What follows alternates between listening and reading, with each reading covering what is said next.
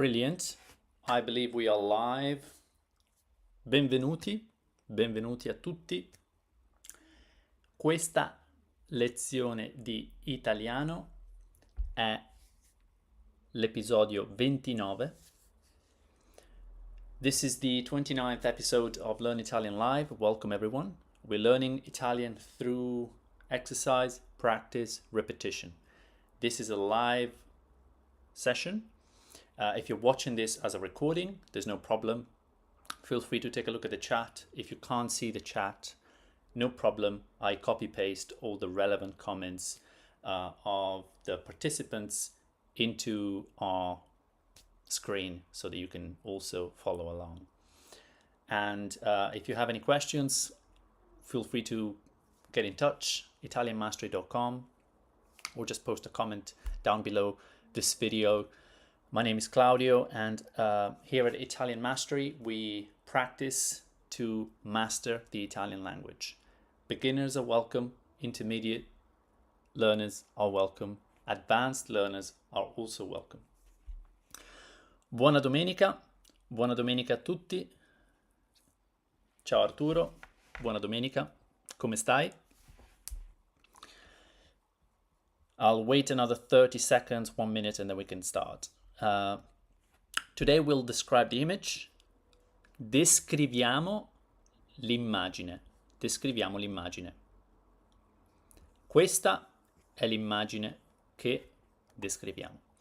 This image, this photo, is what we are going to describe today. And I've already shared the link to this session with the people on Facebook, so I'm expecting people to know about this and turn up. Oh, okay. Bene, bene, bene. Allora,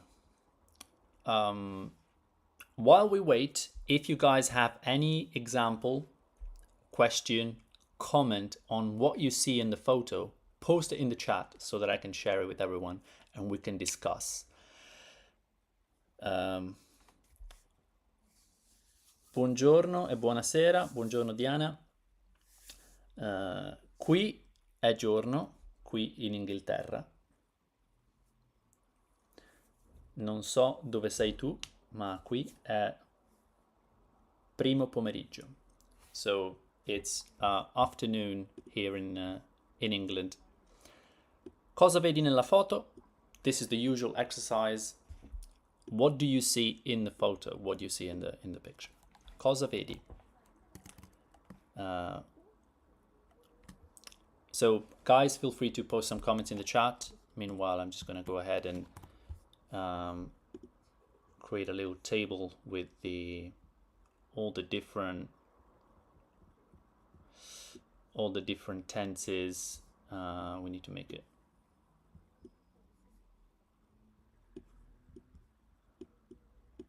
smaller. There you go.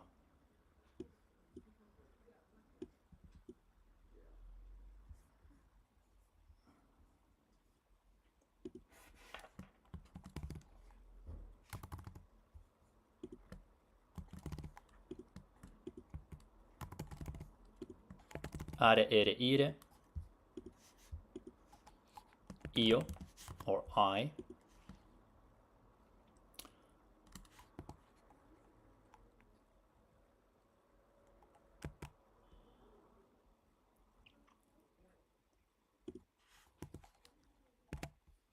Tu, eccetera, eccetera.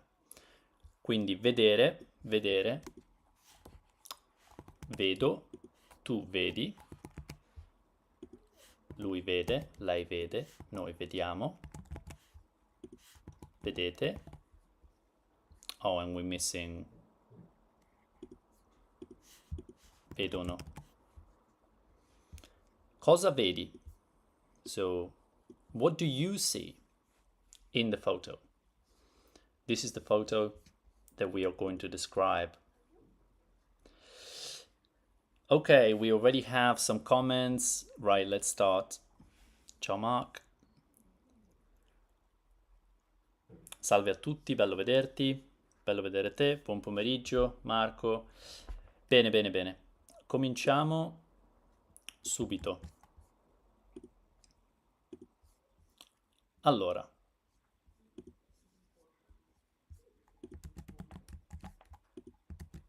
ci sono molte cose nella immagine. This is a great example. Okay, so we are describing this photo, this image, and this is the first example someone posted. It's fairly advanced.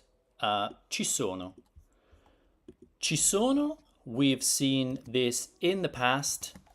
C'è and ci sono. These are very important expressions, right? This one and this one. C'è translates to there is, right? And literally this would be ci è.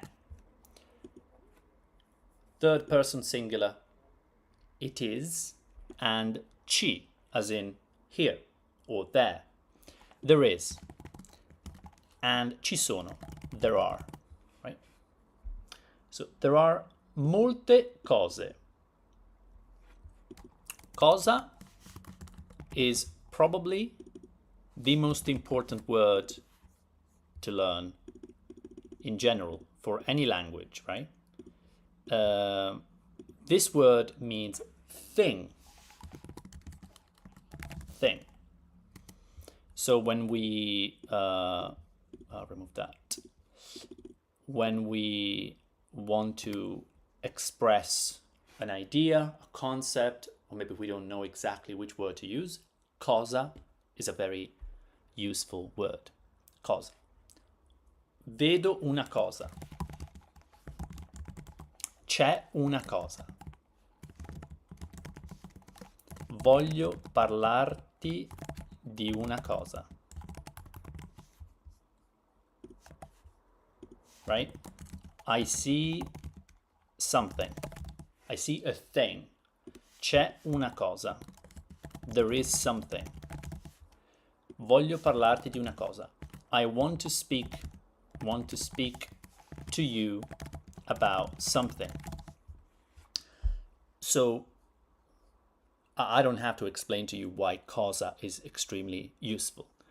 Ci sono molte cose. So there are many things nella immagine.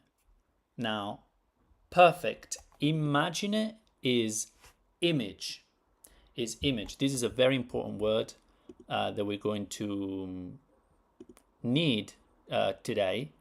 So I'm going to highlight it. Immagine. It's a very useful word. Un'immagine. And we don't know if it's a painting, a picture, a photo. It's very vague. Immagine. It's an image. And immagine is irregular. In fact, it doesn't end in A. It's feminine, but it doesn't end in A. C'è una immagine, due immagini, tre immagini, etc., etc. So we can see that it's feminine. Well, we cannot see it, actually. I mean, we know it's feminine. I'm telling you, it is feminine. But in the plural version, it looks as if it's masculine, right? It ends in I, and this is very annoying. So it ends in I, and that's not what we expect from a feminine word. But that's okay.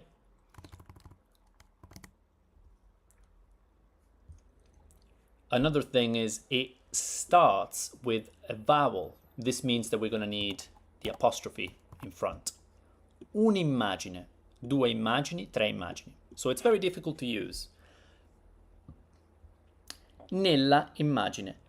Now, if we are spelling out, if we're speaking to a child, or if we are speaking slowly, ci sono molte cose nella immagine. That's fine. But remember, we have two vowels. So we need to remove the final vowel and turn it into an apostrophe. Ci sono molte cose nell'immagine. Ci sono molte cose nell'immagine. There are many things in this image or picture or whatever. Ci sono molte cose in questa immagine. Now, in this case, questa is not a preposition like nella. It's not a complex preposition or an article. So questa doesn't actually have the apostrophe. Although quest'immagine is also fine. So in other words, when you have articles, definite articles, you need to use the apostrophe. Otherwise it sounds a little bit odd. It sounds a little bit off. When it's a regular word, like in this case it's an adjective, questo, this, then you can do with or without. Ci sono molte cose in questa immagine is a different version. There are many things in this picture. In the picture. Yeah, sorry. So the first one was translated with in the picture, right? The second one in this picture. That is the difference. These versions are both perfectly fine. So congratulations, this is correct. Ciao a tutti gli studenti. Ciao a tutti gli studenti. Okay. I would like to take a look at this example. Oops. Oh, made a mistake.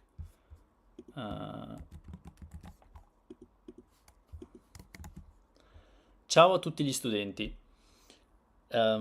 Tutti studenti is not good enough. I mean, this sentence is fine, I can understand, but if we want to be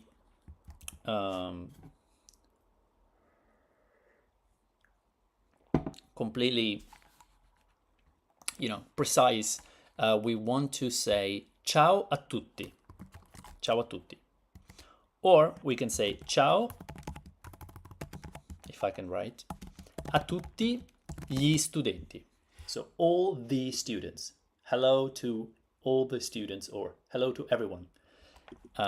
So these versions are better. Right. If the students were all female, then we would say ciao a tutti gli studenti in a neutral sense, or a tutte le studentesse. This is the feminine version. Ciao a tutte. And this would be the feminine version of the first sentence. So these are all pretty good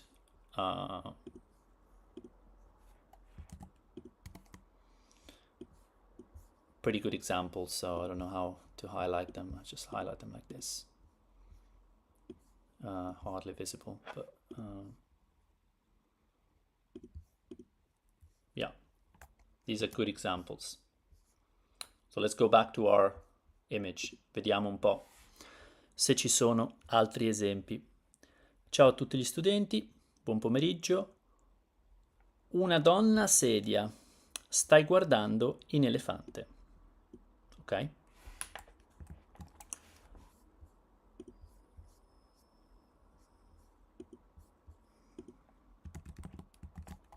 Let's take a look at this example.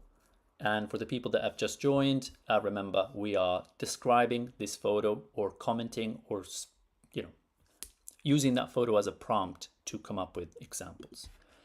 Una donna sedia. Stai guardando in elefante. Una donna. So, donna means woman. So, una donna, a woman. Can you guys see everything? Okay, yeah, fine.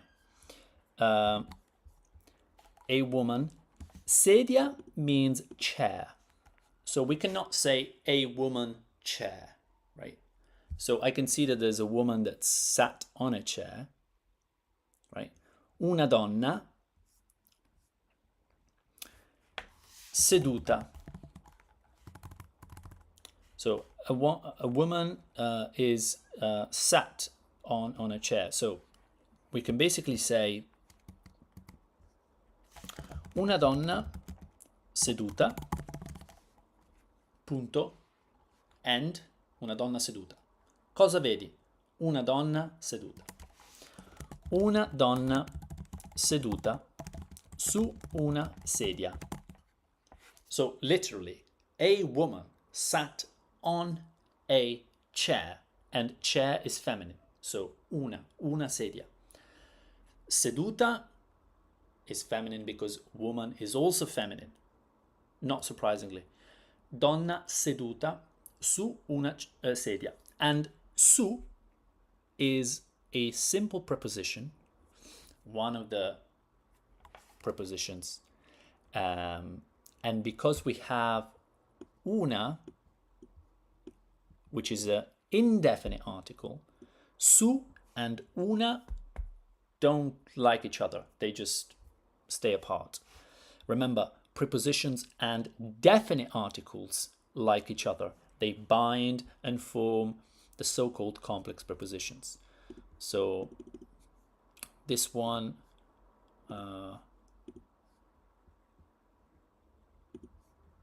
yeah, that doesn't change at all. Una donna seduta su una sedia. Or we could say una donna e una sedia. But una donna sedia doesn't work. Right. So a woman is sitting. Stai guardando in elefante. I expect this to be a typo. Un elefante. Fantastic. And there is no apostrophe because it's a masculine word. And if you guys remember, indefinite articles, masculine, it's just un. That's just a minor thing. Stai guardando. So you are looking.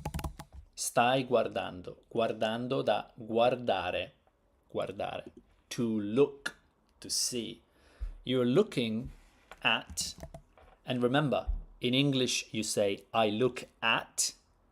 But in Italian you just see something. Look at something. There's no at. So, stai guardando something. There is no preposition in the middle. You are looking at an elephant. So, please let me know if this is a good approximation, interpretation of the sentence, because this sentence, the way it was formulated, difficult to exactly understand. Una donna sedia, stai guardando un elefante, doesn't make too much sense. Una donna seduta, and then say a separate seduta, and then a separate sentence. Tu stai guardando un elefante. Now these two are two unrelated but complete and correct sentences. A woman is sat down and you are looking at an elephant. Yeah. It gives me an error. That's probably not too correct, but that's my own issue. That's not an Italian issue. Una donna seduta, tu stai guardando un elefante. Right. And please let me know if you guys have any questions on these things, because sometimes these things can be confusing. Bene. Un altro esempio. Vedo... hold on, there's a question. Can we say la donna si siede sulla sedia? Let me just...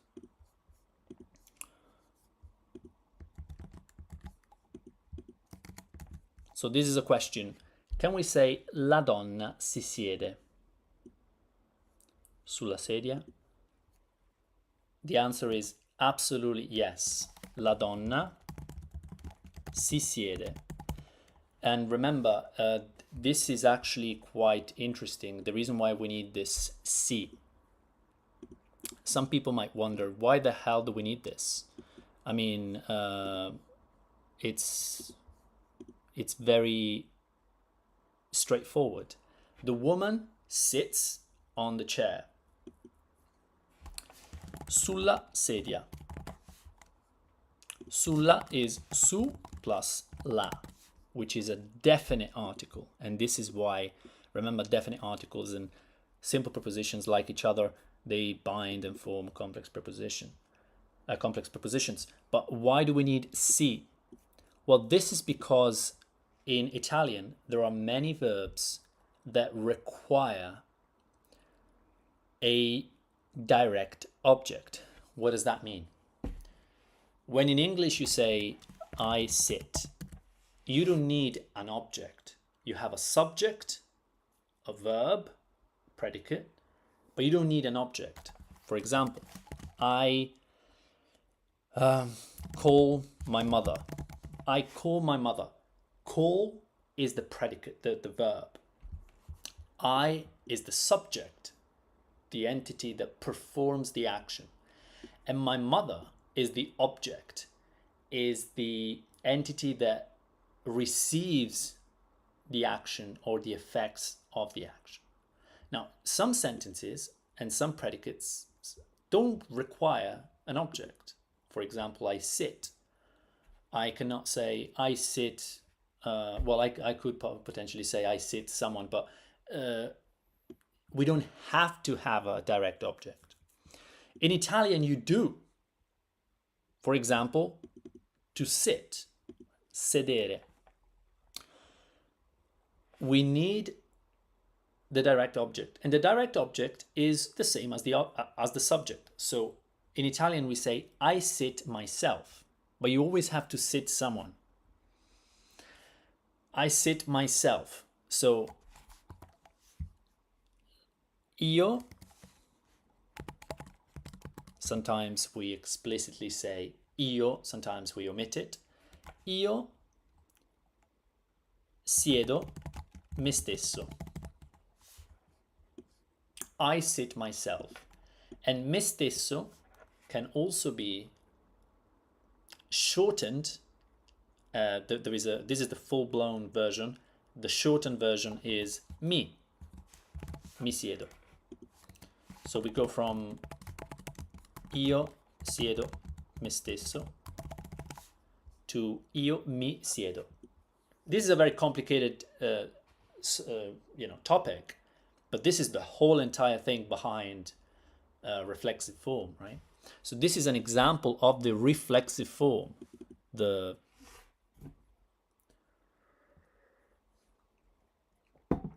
renowned to be very difficult. La donna si siede.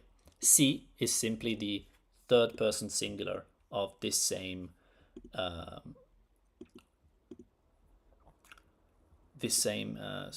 pronoun. So, oh no, I'm messing things up. Right, let me just color it the same, more or less. Yeah. Okay, yeah. There we go. So these two are one of the same. So definitely, can we say la donna si siede? Perfect. La donna si siede. L'uomo si siede. Io mi siedo. Tu ti siedi. So this mi, ti, si, these are the reflexive pronouns. And if you go to italianmastery.com and sign up for the university, you will have lessons upon lessons on these types of pronouns. And this is why things get confusing, because there's so many pronouns and they're all very different. But this is the reason why this sentence not only makes sense, but it's completely correct. La donna si siede sulla sedia. Okay, we have another example.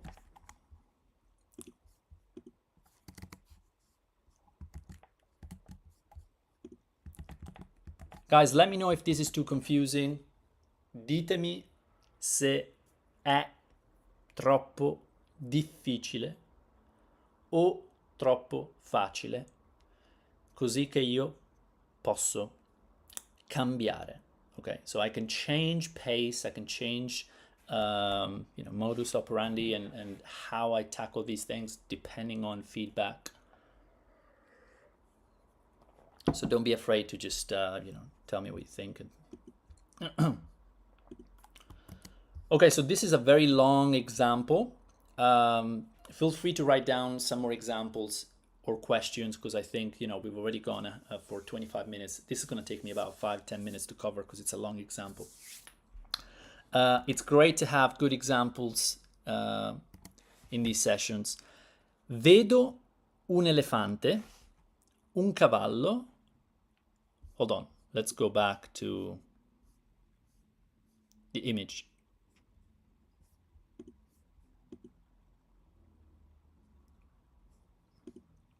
Okay, so vedo un elefante. Okay, we see an elephant. Un cavallo, a horse. Una donna che scrive. Una donna che scrive. E tante altre cose. This is perfect. This is perfect, and it's just a good example. This is a very realistic description, right? Vedo un elefante, so I see an elephant. Un cavallo, a horse. Una donna che scrive. This is great. A woman that writes. A woman that's writing. A woman writing. E tante altre cose. And many other things. And we see the same word, cosa. Once again, cosa. Very useful word. I would like you guys to practice a little bit with some examples. If you can please write down some more examples to do with positioning, right? We haven't talked about positioning. So for example, there is a rooster, un gallo, and it's near the elephant. But where is it?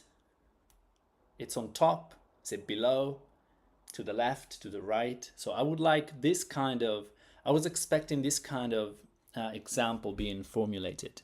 So if you could please give me 1 or 2 examples like this to finish off the session.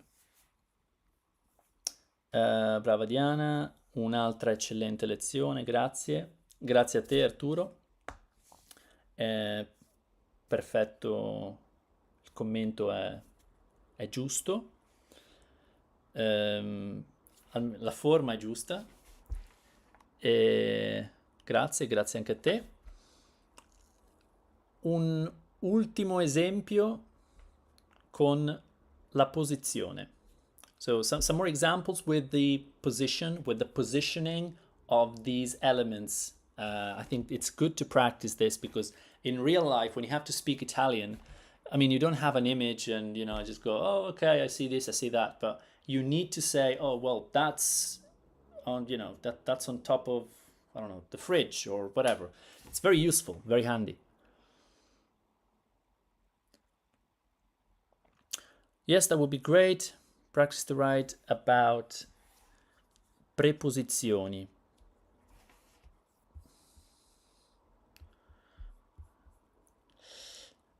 Top lesson, Amedeo. Grazie. Un gallo è sopra l'elefante. Okay, perfect. Let's start with this. Let's just go with this. So this is the last part of the session. Here we go. So il gallo, I can type it in because I remember it. Il gallo è sopra l'elefante.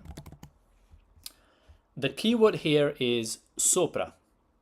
This is absolutely correct.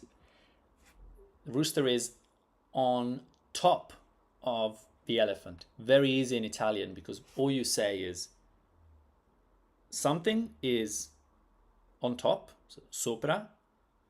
Something is above something else. So there is no preposition, this, the other. It's just one word, sopra. You could have chosen a different path. You could have chosen to say il gallo è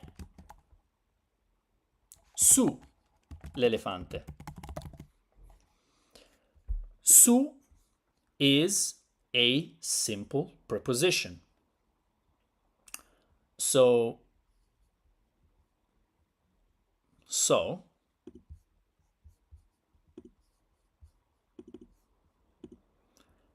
what is the difference? There is no difference in meaning. Il gallo è sopra l'elefante means above. Sopra, above. Sotto, below. Su, it means on, right? So on top of something. Same meaning, but simple preposition plus article, they bind and they become articulate prepositions. So this becomes sull'elefante, right?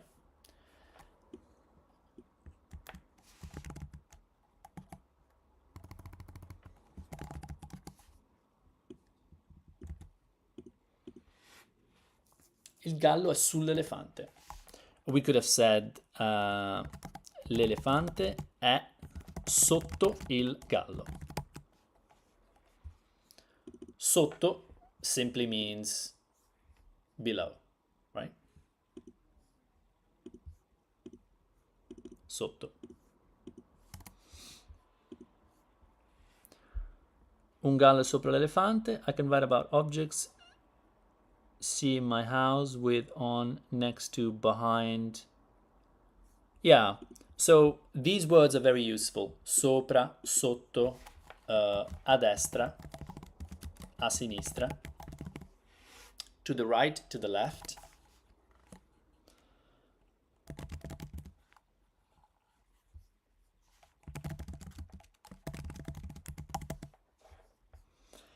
And this is the reason why I wanted to at least mention them, and I wanted to cover this case that's very common.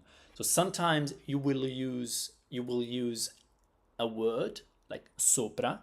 Sometimes you will use a preposition. Be careful if you use the preposition to do what you always do with prepositions and articles. Il gallo è sull'elefante. Il gallo è sopra l'elefante. This is a little I think point to make sure that we understand. One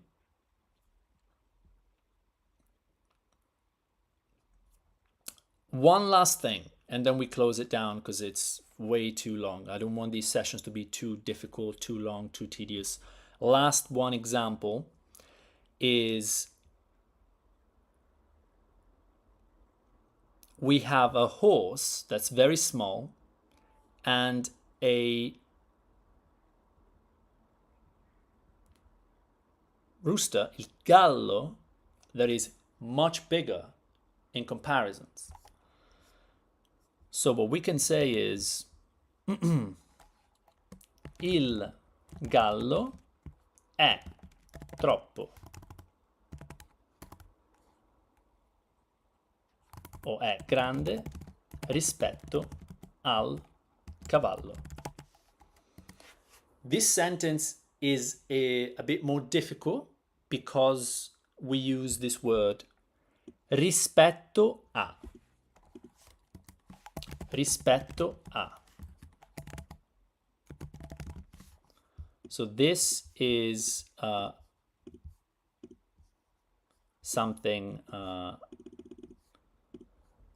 to remember. So the rooster is big, è grande, rispetto, I don't know if it's a hen or whatever, but is big compared to the horse. Compared to the horse. A il, this is a il cavallo. Rispetto al, sometimes, with respect to, etc. But, that's a little bit formal, and compared to is much more, plain English, and that's how you would say that in Italian. Il gallo è grande rispetto al cavallo. Or il cavallo è piccolo, small, rispetto al gallo. All right, guys, if you have any questions or comments, let me know. The last 30 seconds, this lesson has been, I think, quite difficult. We covered a few things that are complicated. I would say reflexive form and positioning are two tricky things. One, for different reasons, but they are common, they are useful, and so it's good to cover them and see some examples. If you have more examples, or if you comment with more examples, then we can tackle things in the next lesson as well. We did this many times, right? Sometimes we tackle something complicated and then people still have comments or questions, and then the next time we can laser in, focus on one particular item. So hopefully this has been useful. I don't know if it was fun, because it was maybe a little bit more difficult than the other sessions, but it's definitely it's definitely covered some important parts of Italian. Hit the thumbs up button if you like the session, and tell everyone about it, and I'll see you guys next Sunday. Ci vediamo la prossima settimana. Se avete delle domande, mettetele sotto nella descrizione. E grazie a tutti. Thank you, everyone. We're done for today. I'll see you next Sunday. Thank you, everyone, for participating and for watching. I like that you're pushing us to think deeper about what we see. Yeah, it's sometimes, the images offer some opportunities to talk about certain things, or talk about things in a certain way from a certain angle. Ci vediamo dopo. Ciao, sì, alla prossima settimana. Grazie. Ok. Ciao a tutti. Ciao.